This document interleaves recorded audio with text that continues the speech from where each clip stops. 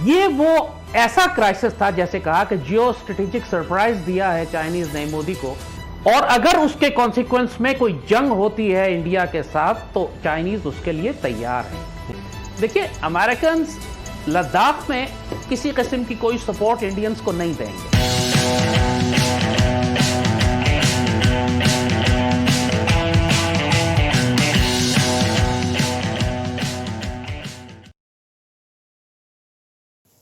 नमस्कार, जय श्री राम।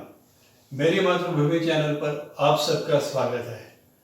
सबसे पहले भारत चीन सीमा पर गलवान घाटी के पास शहीद हुए 20 भारतीय जवानों को मेरी तरफ से और हमारे चैनल की तरफ से हम नमन करते हैं और श्रद्धांजलि देते हैं।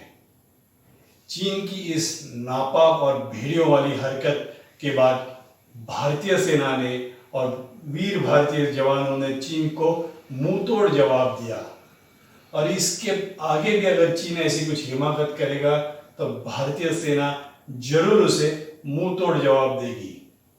मगर इस घटना के बाद पाकिस्तान और पाकिस्तान की मीडिया भारतीय सेना के खिलाफ झूठा प्रोपेगेंडा करने का अपना पुराना काम जोर से करने लगी। पाकिस्तान में मौजूद एक जिहादी और आईएसआई का एजेंट जाहिद हमीद ने तो भारत के खिलाफ जहर उगारना चालू किया। एक टीवी चैनल के प्रोग्राम में उसने अपनी अज्ञानता का प्रदर्शन किया। उसका सारा नॉलेज पाकिस्तान के झूठे इतिहास और मुस्लिम उम्मा के एक झूठी कंसेप्ट के ऊपर बेस्ड है, और उसकी बातें सुन के पता चलता है कि पाकिस्तानी लोग भारत से, भारतीयों से और हिंदुओं से कितनी नफरत करते हैं, और उनका सारा प्रोपेगेंडा उसी नफरत के बेस पर ही निर्भर करता है। तो आइए हम वो वीडियो देखते हैं जिसमें जाहिद हमीद ने भारत के खिलाफ जहर उगारा है। जाहिद हमीद साहब, ये सारा जो वाकया हुआ है, आप क्या समझते हैं अब हालात किस तरफ जाएंगे? क्या ये कशीदगी अब खत्म हो जाएगी? मुज़ाकरात अब भी हो रहे हैं, चीन कहता है हम कशीदगी बढ़ाना नहीं चाहते। ये जो कुछ हुआ है, ये पूरी इंडियन आर्मी और इंडियन गवर्नमेंट, बल्कि पूरी दुनिया में कहूंगा, बहुत ज्यादा सरप्राइज हुई है, हैरान हुई है उस रिएक्शन से जो चाइनीज ने वहां पर दिया है। उससे एक बात और भी नजर आती है कि चाइनीज कॉन्फिडेंस, उनको इतना एतमाद है कि वो इतना खून खराबा कर सकते हैं इंडियन आर्मी का, और अगर उसके कॉन्सिक्वेंस में कोई जंग होती है इंडिया के साथ तो चाइनीज उसके लिए तैयार है। उन्होंने ये पिछले 1.5-2 महीने से ये सब कुछ चल रहा था, लेकिन चाइनीज ने इस तरह का रिएक्शन कभी नहीं दिया था। ये रिएक्शन उन्होंने आज इसलिए दिया है कि अब उनके एयरपोर्ट्स ऑपरेशनल हो गए, उनकी आर्टिलरी और मिसाइल बैटरीज करीब आ गई हैं, उन्होंने हजारों फौजी लाकर इसके करीब लाकर डिप्लॉय कर दिए हैं, और वो इस वक्त ऐसे एग्रेसिव पोस्चर में हैं कि वो 1962 जैसी एक कैंपेन कर सकते हैं इसी रीजन में। And that is why they were so aggressive, यानी लिटरली स्टोन, एटमी ताकतें होने के बावजूद स्टोन एज के जमाने, पत्थर के जमाने की लड़ाई हुई, पत्थर मारे गए, एक दूसरे को लाठियां मारी गई, और एंटायर इंडियन कंपनी, तकरीबन 150 के करीब एक कंपनी के जो अफसर और जवान थे उनको वाइप ऑफ कर दिया गया प्रैक्टिकली। चाइनीज कैजुअलिटीज भी हुई होंगी, लेकिन वो चाइनीज, जाहिर है जब तक चाइनीज खुद ना बताएं वो किसी को मालूम नहीं हो सकती, और चाइनीज आमतौर पे अपनी कैजुअलिटीज को छुपा के रखते हैं। They will never tell you what happened there. मगर जो चीज बहुत इंपॉर्टेंट है नोट करने की वो ये कि चाइनीज इंडियन साइकी को समझते थे बहुत अच्छी तरह। वो ये जानते थे कि नरेंद्र मोदी मक्कार और चालाक भी है, वादा खिलाफ भी है, धोखा भी देगा, इनसे निगोशिएट भी नहीं हो सकता हिंदुत्व के साथ, and the only language they understand is the language of brute force. और ये चारों एलिमेंट्स चाइनीज ने इस एक वाकये में डिस्प्ले करके दिखा दिए कि किस तरह इंडिया के साथ डील करना है। इस वक्त इंडिया में क्राइसिस है, विदाउट एनी डाउट। सिर्फ बात इख्तिलाफ सिर्फ नरेंद्र मोदी और उनकी आर्मी के दरमियान की नहीं है, पूरे इंडिया के अंदर इस वक्त ऑलरेडी पहले सीएए की वजह से, एनएसी की वजह से वो जो फसादात थे और कम्युनल राइट्स थे और एथनिक क्लेंजिंग मुसलमानों की हो रही थी, पूरी दुनिया में ये बेइज्जत हो रहे थे। फिर कोरोना लॉकडाउन की वजह से पूरे इंडिया की इकोनॉमी को इन्होंने तबाह कर दिया। नरेंद्र मोदी पहले ही अंडर प्रेशर था। उसको हर सूरत में एक मिलिट्री विक्ट्री की जरूरत थी कि जिसको ये दिखाकर अपनी क्रेडिबिलिटी रिस्टोर कर सके। वो आइडियली तो ये चाहते थे कि पाकिस्तान के खिलाफ ये कार्रवाई करें।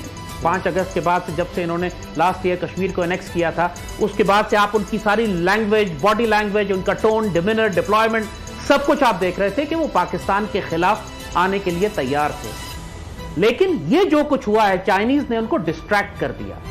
चाइनीज ने उनकी तवज्जो मगरिब से हटा के मशरक की तरफ घसीट ली है। और ये वो ऐसा क्राइसिस था, जैसे कहा कि जियो स्ट्रेटेजिक सरप्राइज दिया है चाइनीज ने मोदी को, कि अब मोदी कल परसों तमाम पॉलिटिकल पार्टीज की ऑल पार्टीज कॉन्फ्रेंस बुला रहा है उनसे पूछने के लिए कि बताओ क्या करें, because now he is scared. अब वो अकेला रिस्पॉन्सिबिलिटी नहीं लेना, कल में अपने ऊपर से प्रेशर रिलीज करना है। और ये खौफजदा डेस्परेट आदमी फिर अनप्रेडिक्टेबल होता है, डेंजरस हो जाता है। देखिए, जो बात मैंने आपसे अभी कही है ना कि मोदी इस वक्त एक बिफरा हुआ सांप है जिसकी दुम काट दी है चाइनीज ने। इसके साथ शक्ल नहीं रह गई, बेइज्जत हो गया। ये जो एक्सपेक्ट कर रहा था कि दोबारा चाइनीज से अपना इलाका वापस ले लेगा और मक्कारी और गुफ्तगू और नेगोशिएशंस में फंसाकर ये साजिश करके उस जगह को टेक ओवर करना चाहते थे, चाइनीज ने इनके दांत तोड़ दिए। अब मोदी के पास क्या ऑप्शंस हैं, मुझे बताइए। अब सिर्फ 2 ऑप्शंस हैं मोदी के पास। एक ऑप्शन ये है कि वो चाइना के खिलाफ एक मिलिट्री कॉन्फ्रंटेशन करे। वो ये कर नहीं सकता, he doesn't want to do it, he knows कि यहां तो बिल्कुल मारा जाएगा। दूसरा ऑप्शन उसके पास ये है कि अपनी कौम को सेटिस्फाई करने के लिए, अपना फेस सेविंग के लिए पाकिस्तान के खिलाफ कोई कार्रवाई करे जहां वो समझता है कि एक वीकर फ्लैंक उसको मिल रहा है।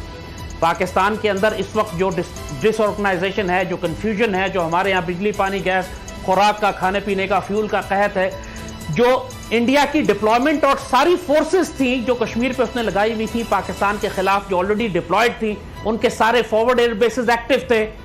ये अब मोदी के पास एक ही ऑप्शन मुझे नजर आता है, वो ये कि पाकिस्तान के खिलाफ ये कोई लिमिटेड वॉर करने की कोशिश करे कि और कुछ एरिया हमारा कैप्चर करे या हमें नुकसान पहुंचाए या हम पर मिसाइल स्ट्राइक करे, कुछ करे ताकि इसकी इज्जत कुछ बच जाए।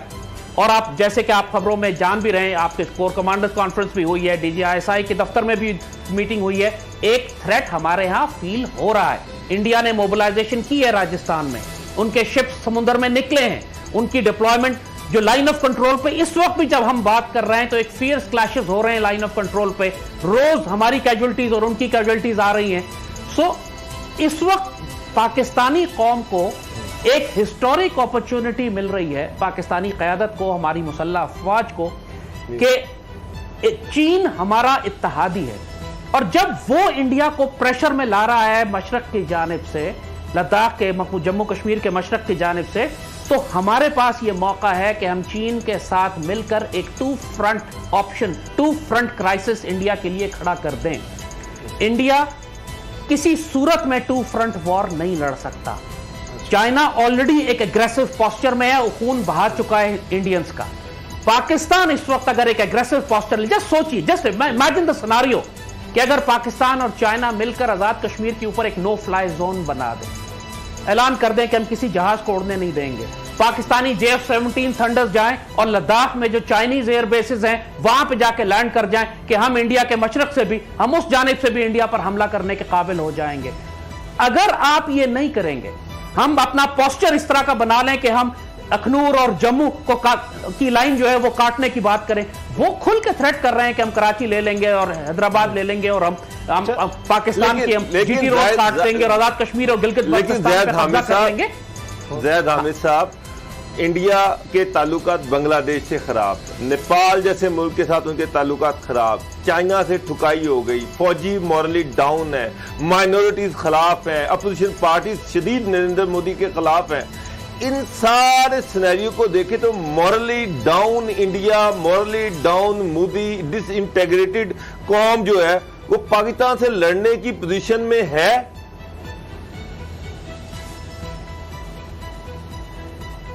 देखिए, अब आप, ये सवाल लॉजिकल है आपका कि क्या वो पाकिस्तान से लड़ने की पोजीशन में है या नहीं, मगर बात यह है कि मोदी को आप लॉजिकली जज नहीं कर सकते।